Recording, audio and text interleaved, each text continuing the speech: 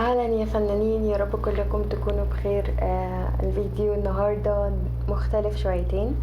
في كلام كتير مهم جدا ان احنا نعرفه، مهم جدا ان احنا نكون دارسينه، مهم جدا ان احنا نعرف عنه اكتر ونتعلم عنه اكتر، لانه فعلا الخطوه دي مهمه جدا واحنا بنبني لوحاتنا وبنتعلم اكتر عن الرسم. طيب، ايه هي الاستاب اللي انت حابه تكلمينا عنها يا اسراء، او اللي ضروري قوي كده ان احنا نتعلمها او نعرف عنها؟ الستاب دي بتقول ان هي التكوين في اللوحة. ازاي بعمل تكوين اللوحة بتاعتي، وازاي ببدأ ان انا اضيف ليها تفاصيل، ببدأ احط العناصر بتاعتي، وازاي ببني اللوحة بتاعتي، ازاي بعرف احط العناصر في الاماكن بتاعتها بعد تصويري ليها بالكاميرا، او تصويري ليها بعيني او بالموبايل او غيره. فالفكرة ان في طريقة احنا بنستخدمها عشان نعرف العناصر الأقرب والعناصر الأبعد، مين البطل في اللوحة بتاعتي، أو العنصر المؤثر اللي موجود في اللوحة بتاعتي وبيأثر على بقية العناصر، بيأثر على بقية الظل والنور، بيأثر على حاجات كتير قوي. فضروري جدا اني اكون عارفة عنه، وازاي احطه في المكان المناسب ليه، وازاي اخد لقطة كادر. الفكرة دي بيستخدمها اتنين الفنانين الرسامين اللي بيعملوا تصوير للطبيعة عن طريق استخدام ماتيريال زي الرصاص والاويل كولرز والاويل والاكلير كولرز والحاجات دي كلها، باختلاف الماتيريال يعني.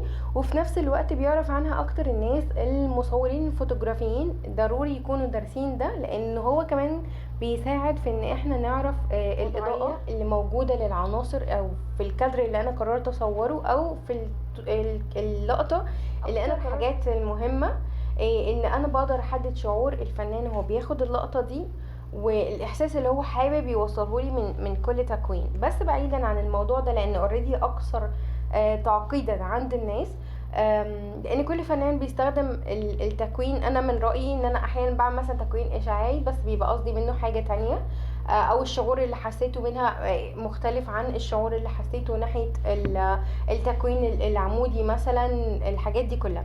طب ليه بتقولي ان في تكوين اشعاعي والكلام ده كله؟ طيب احنا مثلا ممكن نشوف لوحة زي دي، احاول اعرضها لكم بشكل مختلف شوية. الصورة دي، اللقطة دي كده، بصوا اهي.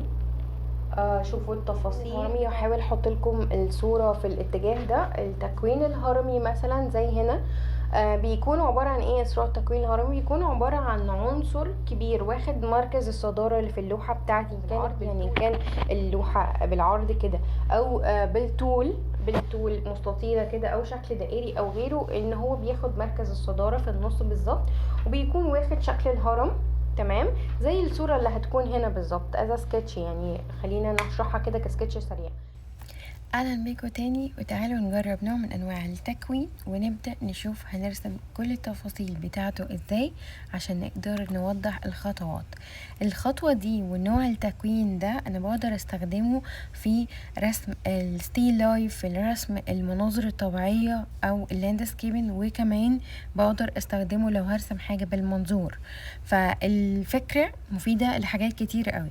فانا خلينا نبدأ ونشوف. انا قسمت اللوحة بتاعتي او المساحة اللي انا هرسم عليها ل3 اتلات، 3 بالطول و3 بالعرض زي ما انتم شايفين كده بالظبط. طبعا اول حاجة عملتها اني حددت مصدر الضوء جاي منين في الكادر اللي انا حابة اصوره، او في خيالي حتى حبيت ان هو يكون جاي من انهي اتجاه، فقررت ان هو يكون من فوق على اليمين. وهبدأ دلوقتي ارسم اول عنصر، وهو البطل اللي موجود في اللوحة. البطل بتاعي انا هحطه في وضعيات معينة بحيث ان هو يكون واخد صدارة او والفت انتباه المتذوق للوحة بتاعتي، عشان اقوله قد ايه انا مركزة مع العنصر ده اللي موجود في اللوحة بتاعتي. تمام، فهرسم دلوقتي في المكان ده بالحجم الكبير ده فازة صغيرة كده بسيطة وسامبل جدا از سكتش، عشان اوريكم قد ايه التكوين بيكون مفيد في البلان اللي بتتعمل للوحة، وبيكون ازاي النتيجة الشكل النهائي زي ما وريت لكم في صور قبل كده. التكوين باستخدام ماتيريالز مختلفة ممكن يطلع لي العناصر واتجاهات الضوء عاملة ازاي في ستيل لايف ومناظر طبيعية.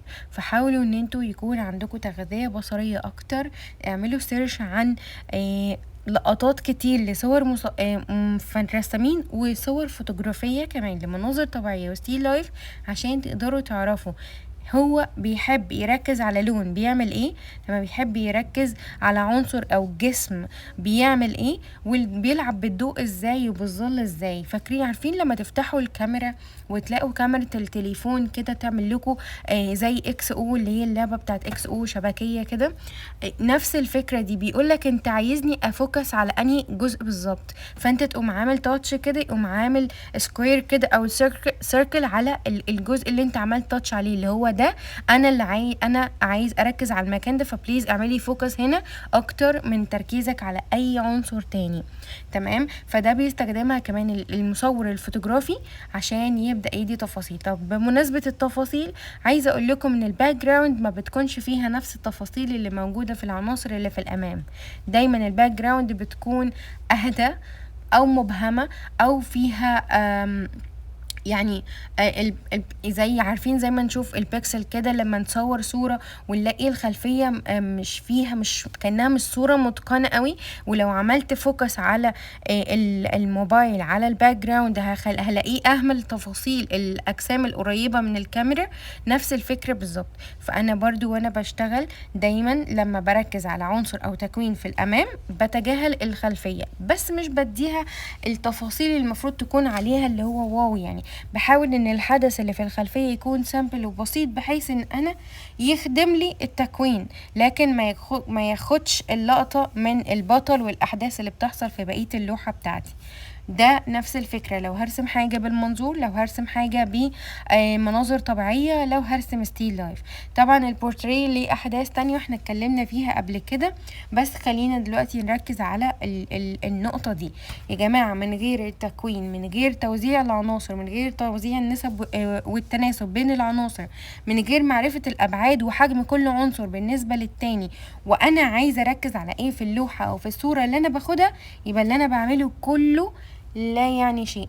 لاني ممكن ببساطة جدا ادي نفس الكونتراست بين الظل والنور او القوة والشدة والهدوء اللي موجود على البطل نفسه موجود في بقية العناصر. فانا مش عندي حدث بيحصل في اللوحة، فاللي بيتفرج على اللوحة هيحس ان كلها مبهمة، مفيش اي عنصر فيها واخد حقه الحقيقي اللي المفروض يكون واخده، مفيش اي مسج انت حابب توصلها لي من الفن اللي انت بتقدمه، غير مجرد تقنيات او احداث كده وخلاص. يعني ممكن احس كلها درجات الرصاص لو انا برسم رصاص كلها شبه بعض. انا مش عايزه اشوف ده، انا عايزه احس الظل والنور والحاجات اللي انت حابب تضيفها ليا عن طريق اللوحه بتاعتك، وشعورك وامكانياتك كفنان يكون واضح عندي. ده اللي بيميز فنان عن التاني، ده اللي بيميز مصور عن التاني. عشان كده بقول لكم التكوين لا غنى عنه في رسم اللوحات ستيل لايف، لاندسكيبن او منظور. فركزوا قوي قوي في ان انتوا تتعلموا فكرة التكوين، اقروا عنها اكتر، اتفرجوا على صور فوتوغرافية ولوحات فنانين كبار اكتر عشان تعرفوا هم عملوا ايه عشان يشوفوا كل ده، وتبنوا فنكم باساس ثابت وارض ثابتة عشان تقدروا تكسروا كل القواعد دي وتخلقوا الفن الخاص بيكم. تقدروا بعد كده ترسموا من خيالكم، لان المخ عندنا بدأ يعمل قواعد واساسيات وافكار كتير اتخزنت جواه، يقدر بسهولة انه يتخيل من اخر كده خيال خصب في تربة خصبة اقدر ازرع فيها الفكر او الاحساس او الشعور اللي انا عايزة احسه او اشعره او انقله للناس اللي عندي.